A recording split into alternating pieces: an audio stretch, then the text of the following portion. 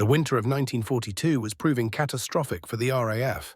Across Britain's military headquarters, the casualty figures arriving from Bomber Command painted an increasingly grim picture. The losses were becoming impossible to ignore. For every 2 British bombers that crossed into German airspace, only 1 made it back.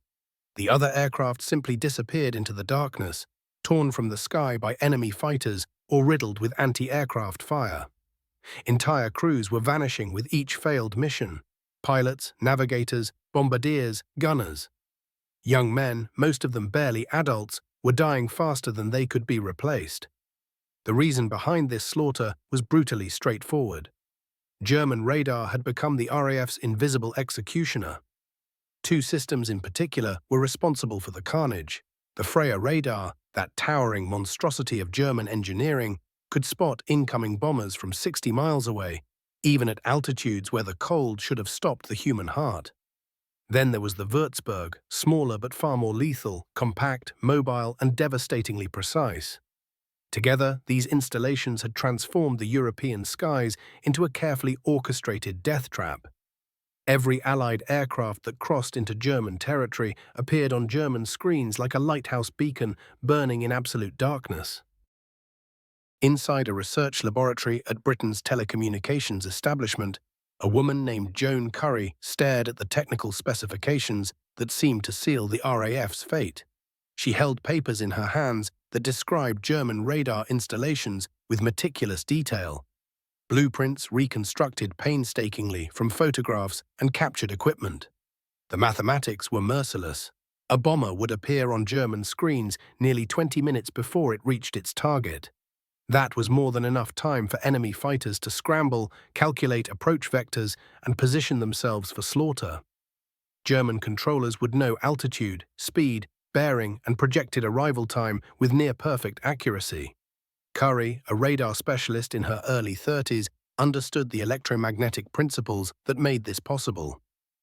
Radar worked through a simple but effective principle: send out radio waves, wait for them to bounce off metal objects, measure the returning echoes. The strength of that echo revealed what was out there. A 4-engine Lancaster bomber created a reflection so massive, so unmistakable, that German operators could identify it instantly. Conventional military thinking demanded larger bombs, faster aircraft, thicker armor plating. But as Curry reviewed the casualty lists and studied the physics of radar propagation, something entirely different began to form in her mind. She remembered a colleague mentioning how metal strips, cut to specific lengths, could create unusual reflections when exposed to radar transmissions. Something about resonance and wavelengths. The more she thought about it, the more the physics began to align. If you took a metal strip and cut it precisely to half the wavelength of enemy radar frequencies, that strip would vibrate in sympathy with the transmitted signal. It would create an enormously strong reflection. The Würzburg operated at 560 MHz. The corresponding wavelength was approximately 54 centimeters. Cut metal strips to 27 centimeters, exactly half, and they would resonate perfectly. One afternoon, Curry walked to the supply closet where laboratory materials were stored. She retrieved a roll of aluminum-backed paper, the kind housewives used daily to cover their food and line their larders. Using scissors and a ruler, she measured and cut strips with careful precision. 27 centimeters long, 2 centimeters wide. The aluminum backing would reflect radar signals effectively. The paper substrate would keep the strips light, allowing them to drift on air currents for several minutes after release.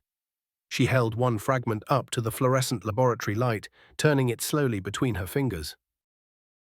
This impossibly thin, impossibly simple piece of material, worth perhaps a fraction of a penny, might somehow neutralize radar installations that had cost the German military millions to construct and maintain.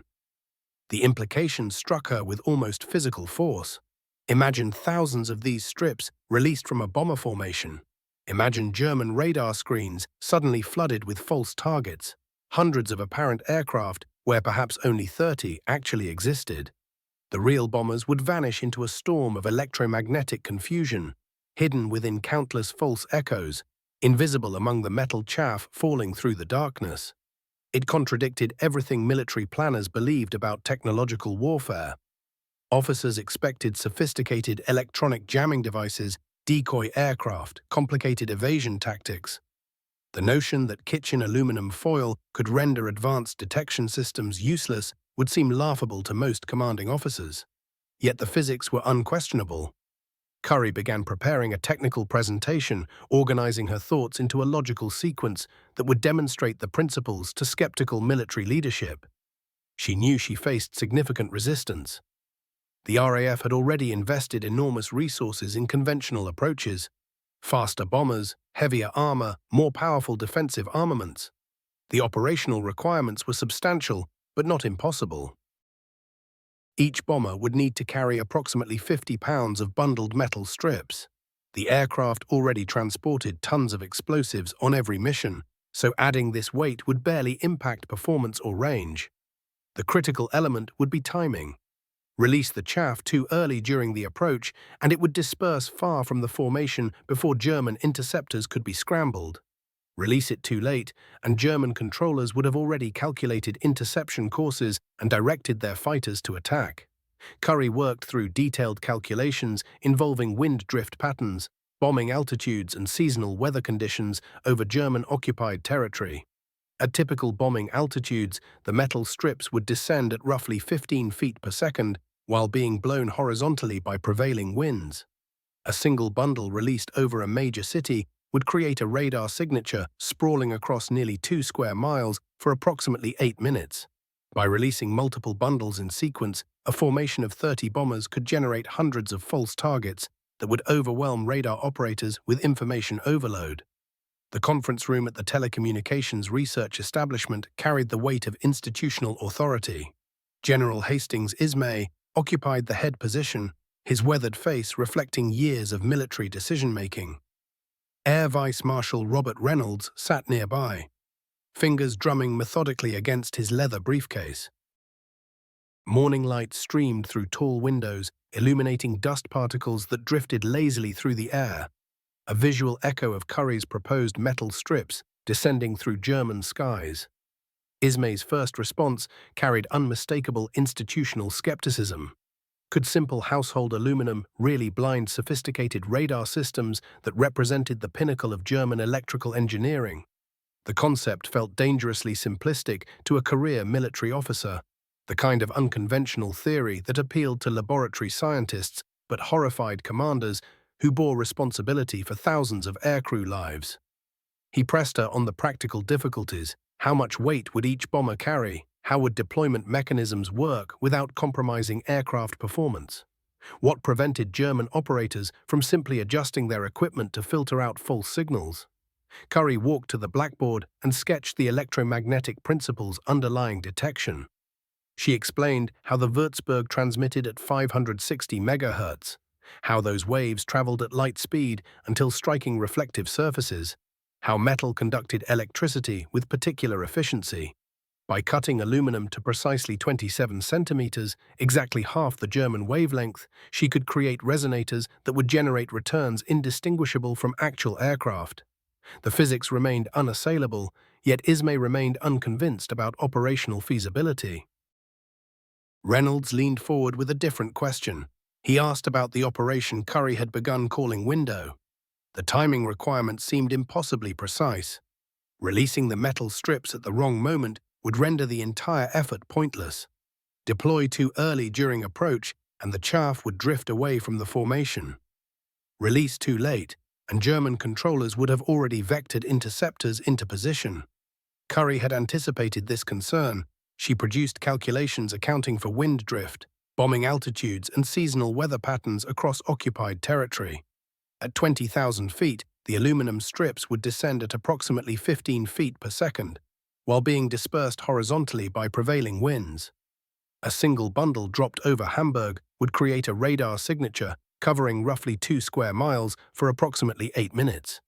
By timing multiple bundle releases throughout the bomber formation's run toward target, 30 aircraft could simultaneously generate hundreds of false returns that would completely overwhelm German radar operators. The technical discussion was suddenly interrupted by an urgent knock upon the conference room door. A young RAF lieutenant stepped through the door holding a leather dispatch case sealed with red security markings. Inside lay reconnaissance photographs captured just 3 days earlier by a Spitfire pilot who had managed to slip through German defenses and photograph the Ruhr Valley region. The images revealed something troubling: a radar installation of a completely new design that British intelligence had never encountered before. Linda carefully arranged the photographs across the table and examined them closely using a magnifying glass. This radar system featured a large parabolic dish mounted on a rotating platform, but the antenna setup differed significantly from the known Würzburg designs they had studied extensively. The Germans were clearly advancing their radar capabilities faster than Britain could develop countermeasures to defeat them. The problem was timing. If the window concept needed several months of rigorous testing before deployment, it could become outdated before operationally useful. Reynolds voiced concerns that had been weighing on senior RAF officers. What happened if the Germans learned about British jamming techniques and created their own electronic countermeasures? British cities faced a terrifying possibility. German bombers equipped with those same aluminum strips could render RAF radar installations useless, eliminating Britain's most important defensive tool. Window was fundamentally different from anything else in warfare, a breakthrough that cut both ways. Whichever side deployed it successfully first would gain enormous advantage, but lose it just as quickly once the other side learned the technique. This strategic dilemma had left British decision-makers frozen with uncertainty for weeks. Military commanders understood the revolutionary potential of window technology, yet they dreaded the consequences of unleashing electronic deception into aerial combat. Once deployed, both sides would immediately begin racing to develop superior jamming systems and counter-jamming defenses. Nobody could predict where this technological arms race would lead or how dramatically it might change warfare. Yet Current argued that Britain simply could not afford to wait while debating worst-case scenarios. Bomber Command was hemorrhaging aircraft at catastrophic rates, and traditional methods had failed to solve the radar problem. The real choice was not between a perfect solution and an imperfect one, but between doing something and doing nothing. Every single week of delay meant more bomber crews dying over German cities where window technology could have saved them. The meeting concluded with Linda agreeing to study Current's proposal further, though his cautious manner revealed deep doubts about authorizing actual combat testing. 2 decades in military service had taught the general to avoid risky moves. Window represented exactly the sort of unproven innovation that could end careers spectacularly if something went wrong. What he needed was solid proof that aluminum chaff could genuinely deceive German radar operators in real combat situations. Current spent the subsequent weeks designing carefully controlled experiments that would replicate German radar conditions while avoiding any security breaches. She coordinated RAF test flights along specific routes while ground stations attempted to track the aircraft through dispersed metal strips. The early attempts showed encouraging results, though they remained ambiguous. British radar personnel registered substantial interference from the aluminum chaff, yet they were anticipating the jamming and knew what signals to watch for. True validation would require deploying Window against real German radar without revealing what the countermeasure actually was. That created massive security obstacles. If German forces obtained samples of the aluminum strips and studied them, they could develop defenses or deploy identical jamming against British radar. The element of surprise represented Window's only genuine advantage. Meanwhile, German radar technology kept improving in response to British bombing campaigns. Intelligence reports indicated upgraded Würzburg systems equipped with better signal processing and new frequency-shifting methods designed to resist electronic interference. The opportunity for deploying Current's innovation was closing as German engineers enhanced their detection capabilities. Reynolds ultimately persuaded Linda to authorize limited combat testing by emphasizing how desperate the situation had become. Bomber Command was suffering losses around 50% on certain missions against heavily defended targets like Hamburg and Berlin. Those casualty figures meant the entire bombing campaign faced collapse within mere months. Window probably was not a flawless solution, yet it offered the only reasonable prospect for bringing bomber losses down to survivable levels. But strict restrictions accompanied the authorization. Current would receive only a single RAF squadron for testing, and window use would be restricted to carefully chosen targets where German discovery risk remained low. If tests produced disappointing results, or if German forces successfully developed countermeasures, the entire program faced immediate termination. The survival of thousands of aircrew now rested on whether simple aluminum strips could genuinely render bombers invisible to the world's most advanced radar system. The pre-dawn hours at RAF Gravely Airfield on July 24, 1943, crackled with an intensity that experienced aircrew recognized as the electricity before something extraordinary. Flight Sergeant Tommy Richardson settled his oxygen mask and studied his Lancaster's altimeter as ground personnel loaded final bundles of what they called experimental radar countermeasures. The aluminum strips sat packed in canvas containers designed to rupture when dropped from the aircraft, scattering metallic chaff that would supposedly overwhelm German detection capability.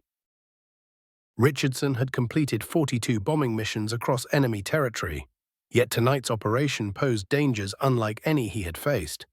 Operation Gomorrah would represent the largest concentrated bombing assault ever launched against a single German city. 791 British bombers would attack Hamburg across 4 consecutive nights, employing window countermeasures in combat for the very first time. Joan stood in the operations briefing room at RAF High Wycombe, observing Air Vice Marshal Reynolds as he detailed mission parameters to squadron commanders who would pilot their aircraft through the most lethal airspace in all of occupied Europe. Her innovation would be judged entirely by whether these young men, trusting their lives to household aluminum strips never tested under actual combat conditions, would return home alive.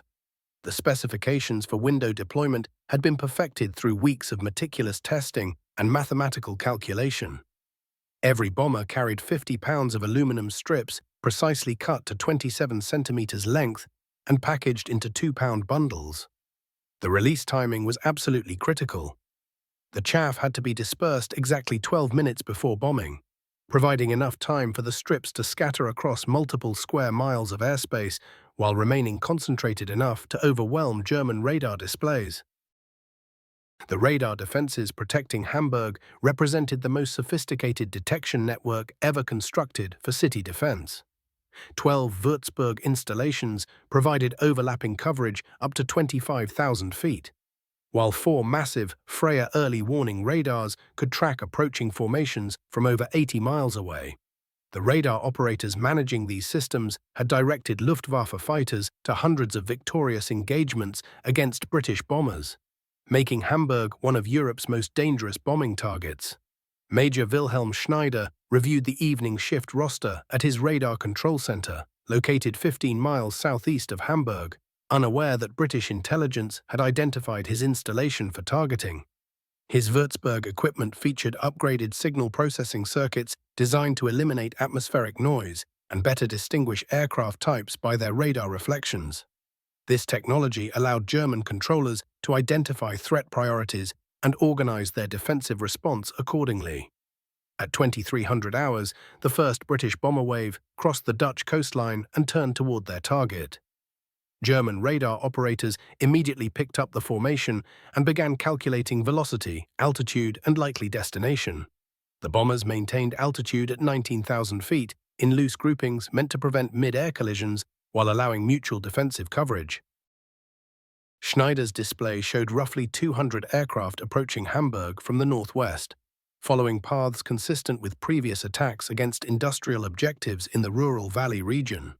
Flight Sergeant Richardson reached for the first bundle of window strips as his navigator announced they had reached the dispersal point. The aluminum chaff tumbled away from the bomber and began scattering through the slipstream, individual strips rotating as they descended through darkness. Within moments, countless metallic reflectors were generating false radar echoes throughout broad sections of German-controlled airspace. The physics that Joan had worked out months before in her laboratory were being proven under conditions determining survival for nearly 800 aircraft and personnel. The impact on German radar displays was sudden and overwhelming. Schneider stared in bewilderment as his screens became crowded with hundreds of apparent aircraft that appeared and vanished in patterns never before observed. The radar signals showed bomber signatures scattered across 20 miles of sky, many moving at impossible velocities or maintaining impossible altitudes. His equipment was receiving reflections from descending aluminum strips. But German intelligence had never warned radar personnel about deliberate electronic jamming. Luftwaffe fighter controllers transmitted increasingly confused directions as window chaff created phantom targets filling Hamburg's airspace. Messerschmitt Bf-109 fighters raced toward coordinates showing heavy bomber concentrations, only to discover empty sky filled with glittering metallic debris. The accuracy that had defined German night fighter operations for 2 years dissolved into chaos and wasted fuel as pilots pursued illusions across the night. Anti-aircraft gun crews faced identical difficulties. The 88mm cannons defending Hamburg's industrial zones depended on radar guidance for calculating firing solutions. With their displays swamped by false echoes from window chaff, gunners found themselves shooting at phantom formations while real bombers approached largely undetected. The carefully coordinated defensive system protecting Hamburg since 1941 was being systematically blinded by strips of household aluminum. Richardson's Lancaster reached its bombing run over the Blum and Voss shipyards with minimal German defensive opposition. The usual concentration of searchlights and flak seemed scattered and disorganized compared to previous raids against major defended targets. Below, Hamburg's industrial landscape stretched along the Elbe, brightened by burning buildings from earlier waves and occasional defensive fire shooting randomly rather than at actual targets. The bombing precision achieved during Operation Gomorrah surpassed every previous British strategic bombing campaign. With radar guidance neutralized, German night fighters downed merely 12 bombers from the entire attacking force, a loss rate under 2% compared to the typical 8 to 12% casualties suffered during raids against major industrial cities. Joan Kern's concept had delivered exactly what she had promised, rendering British bombers effectively invisible to the world's most sophisticated radar network constructed for urban protection. The implications reached far beyond burning Hamburg. German radar stations across occupied Europe began reporting identical electronic interference during subsequent British bombing operations, yet their technical understanding of window lagged months behind British capabilities. The Luftwaffe's night fighter force, which had reached maximum effectiveness in early 1943, collapsed as pilots discovered they could not locate targets clearly visible on radar screens until actual interception. Schneider's official report described radar malfunctions and equipment failures that prevented adequate target tracking throughout the entire night. German technical intelligence would eventually recover window samples and understand the mechanism behind British electronic countermeasures, but the immediate tactical advantage belonged solely to Bomber Command. The balance of technological power in European aerial combat had shifted decisively, and thousands of aircrews would survive operations that would have been catastrophic without Kern's aluminum chaff creating false targets above German cities. Operation Gomorrah's success verified every element of Joan Kern's original design, while unveiling fresh possibilities for electronic warfare neither side had previously considered. The era of radar dominance was finished, replaced by an unending struggle between detection and deception that would shape aerial combat for generations. Strategic deception planners at RAF High Wycombe faced an extraordinary challenge in the months before D-Day. Operation Overlord depended on convincing German command that the invasion would target the Pas-de-Calais rather than Normandy beaches. Joan Kern's window technology, so devastatingly effective over Hamburg, offered electronic deception opportunities on an unprecedented scale, potentially determining the entire European war's outcome. The aluminum strips that had blinded German radar during bombing campaigns could now create phantom invasion fleets approaching the wrong coast, at the precise moment real Allied forces landed in Normandy. Air Commodore Derek Jackson explained Operation Taxable requirements during a classified briefing at Combined Operations Headquarters in London. The plan required a massive radar signature approaching Dover and Pas-de-Calais, convincing German coastal commanders that the main Allied assault was targeting the narrowest English Channel crossing. 16 Bristol Beaufighter aircraft would fly calculated patterns while dispersing window chaff in quantities engineered to simulate a fleet of 200 ships, accompanied by fighter protection and airborne radar jamming systems. The technical demands of Operation Taxable surpassed anything previously achieved in electronic warfare. Each Bristol Beaumont would be loaded with precisely 1,000 pounds of aluminum strips. These pieces were specially prepared and cut to match multiple radar wavelengths, designed to produce reflections that mimicked different types of German naval vessels and aircraft. The shorter strips, measuring 27 centimeters, would deceive the German Würzburg radar systems scattered along the coast. The longer ones, cut to 60 centimeters, would bounce signals off the Freya early warning radars that operated at lower frequencies. The aircraft would need to fly in tight formation patterns that resembled the movement of an actual convoy while releasing carefully bundled chaff in synchronized intervals. Flight Lieutenant Michael Pemberton pored over his navigation charts back at RAF Benson, working through the details of an exceptionally complex operation. He calculated precisely what flight patterns his Beaumont would need to follow to generate convincing radar distortions on German screens. His aircraft would trace a rectangular path, 8 miles in one direction, 4 miles in the other, dropping its window bundles every 30 seconds. This timing would ensure that German radar operators constantly saw new false targets appearing on their screens. The timing had to be exact. The Phantom convoy needed to look like it was approaching the French coastline at 6 knots, moving at the sluggish pace of a heavily loaded invasion fleet battling against the English Channel's strong currents. German radar operators along the Atlantic Wall had spent months refining their detection methods. They knew an invasion was coming, and they wanted to be ready. Obergefreiter Klaus Weber sat watching his screens at a Würzburg installation positioned near Cap Gris-Nez, where the English Channel narrowed to just 21 miles. His radar could spot surface vessels at distances beyond 30 miles, giving German artillery crews enough time to coordinate devastating fire against any approaching invasion boats. This installation had tracked countless Allied reconnaissance flights and merchant convoys, and the patterns were becoming clear. When the real invasion began, German radar would be watching for those same signatures. At midnight on June 6, 1944, Weber's screen suddenly filled with new contacts. A formation was approaching from the Dover area, and the radar signatures told him it was massive. The reflections indicated a fleet moving at standard convoy speed, escorted by what appeared to be heavy fighter protection and electronic warfare aircraft. The target spread across 12 miles of channel waters. The radar returns showed landing craft, destroyers, and larger vessels that could only be troop transports or supply ships. German Coastal Defense Headquarters immediately radioed that this was the main Allied invasion force. For more than 6 hours, the Beaumont aircraft maintained their deception patterns, broadcasting continuous radar signatures that made German commanders absolutely certain the primary assault was aimed at Calais, not Normandy. As dawn broke across the English Channel, Pemberton's Beaumont released its final batches of window chaff. For over 6 hours, his aircraft and the others had successfully created the image of an enormous invasion fleet that existed nowhere except as clouds of falling aluminum strips.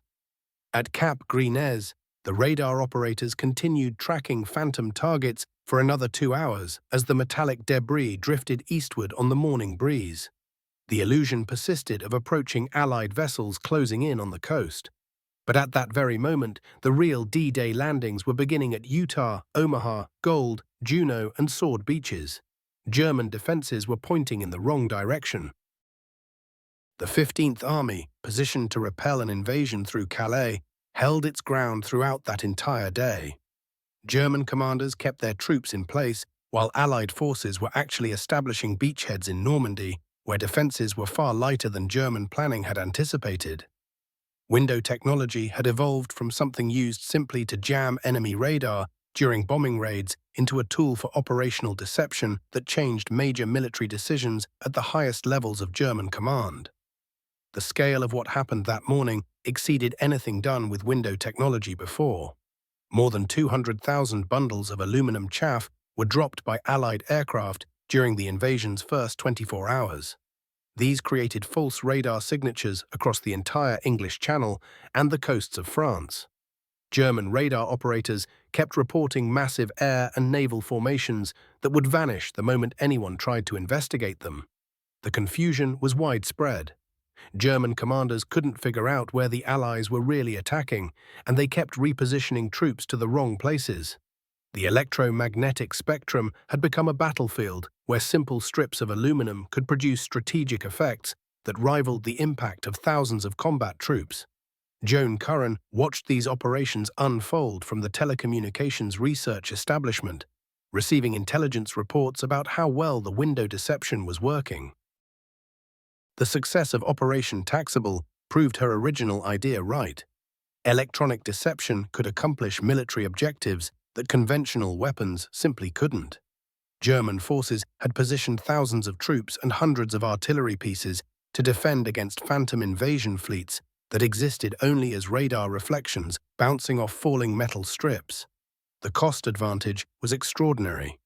A few £1,000s of aluminum chaff had redirected German defensive resources worth millions of Reichsmarks.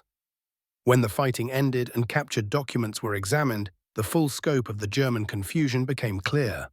Intelligence papers showed that German command had identified the Pas-de-Calais region as the primary invasion target based entirely on radar contacts produced by the window chaff.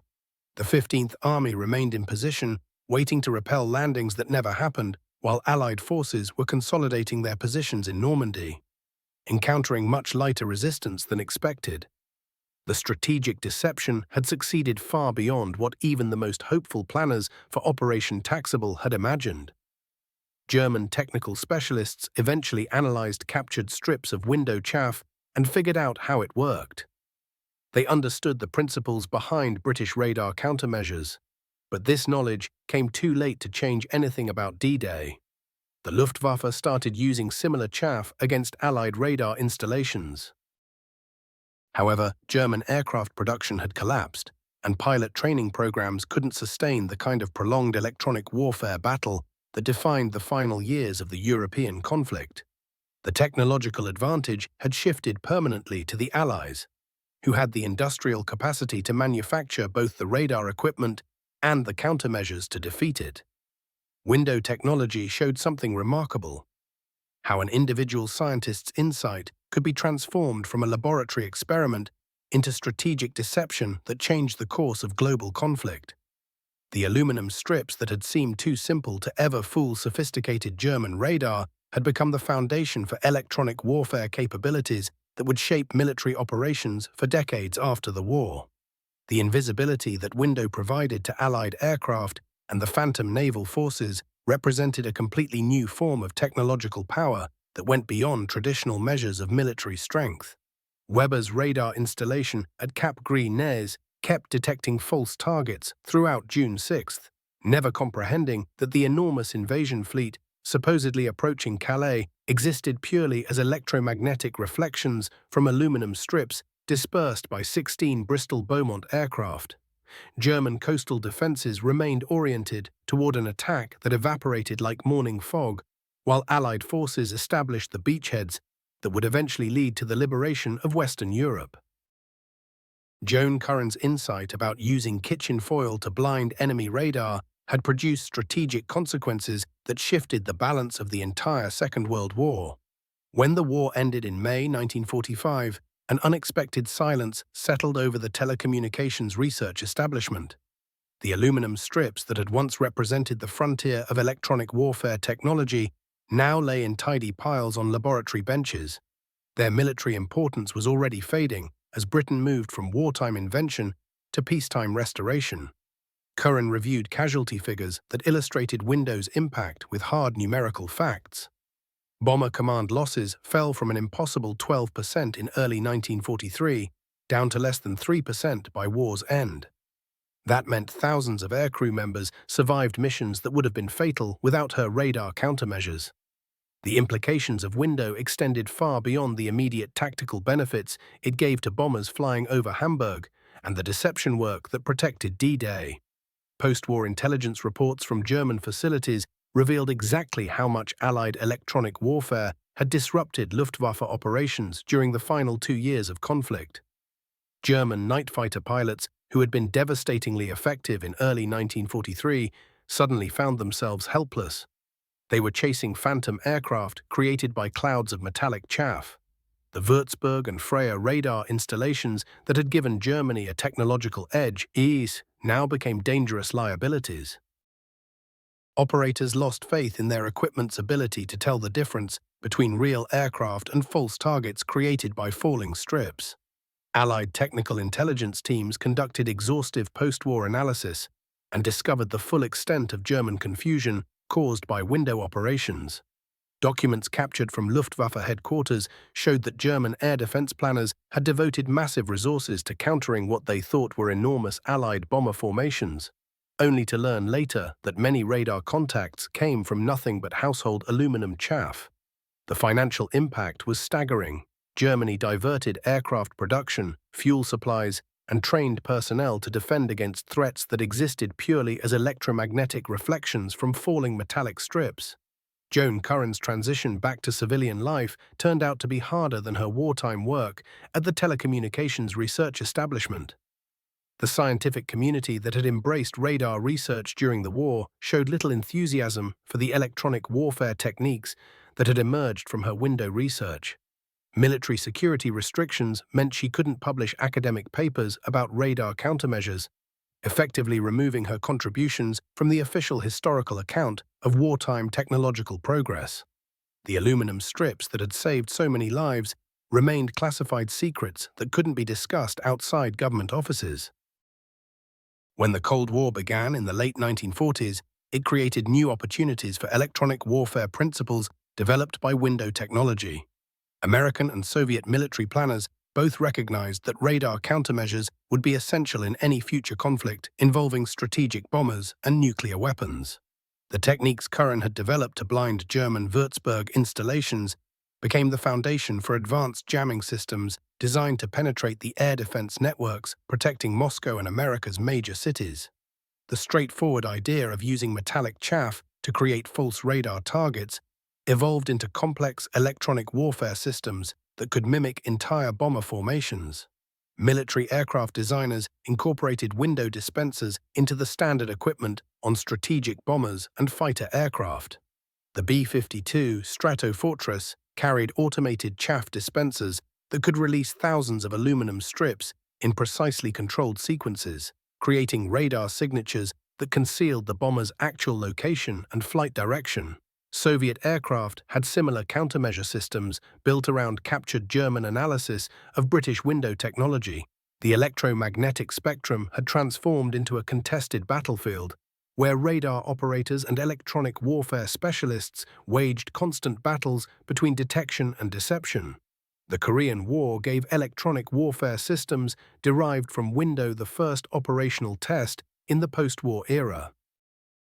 American bombers attacking targets near the Yalu River employed chaff countermeasures against Soviet-supplied radar installations, guiding Chinese and North Korean interceptors. These operations proved that radar deception techniques remained just as valuable as they had been during the Second World War. Chinese pilots experienced the same confusion that had frustrated German night fighters over Hamburg. Radar targets would appear and vanish without any visual confirmation, wasting fuel and resulting in failed interceptions. Joan Curran's personal recognition for her role in Allied victory stayed limited throughout the post-war years. Military historians concentrated on conventional weapons and strategic bombing campaigns while overlooking the electronic warfare innovations that made those campaigns survivable. The aluminum strips that had created phantom fleets during D-Day deception received only brief mention in official histories that emphasized amphibious assault tactics and coordination. The scientific principles of radar countermeasures received scant attention from researchers who preferred studying more visible technological accomplishments. Practical applications of window technology appeared gradually as commercial aviation expanded through the 1950s and 1960s. Aircraft manufacturers incorporated chaff dispensers into military export models sold to Allied nations, spreading the radar countermeasure techniques Curran had pioneered at the telecommunications research establishment. Pilot training programs started including electronic warfare instruction that traced its origins to aluminum strips first tested against German radar installations during Operation Gambit. The space race between America and the Soviet Union introduced new demands for radar tracking and electronic countermeasures based on foundations established by window technology. Satellites and spacecraft needed protection from hostile radar detection during reconnaissance missions over enemy territory.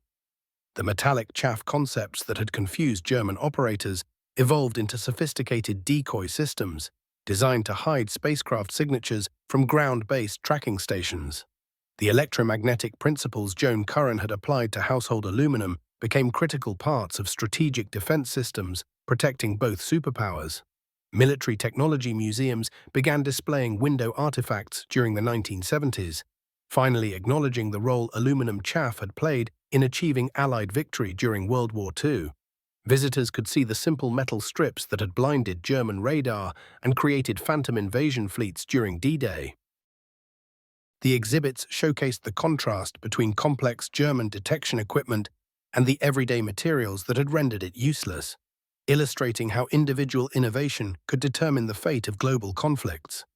Joan Curran's quiet withdrawal from public life reflected the classified nature of her wartime contributions, rather than any shortage of historical importance. The electronic warfare techniques she developed continued shaping military operations long after the aluminum strips stopped falling over German radar installations.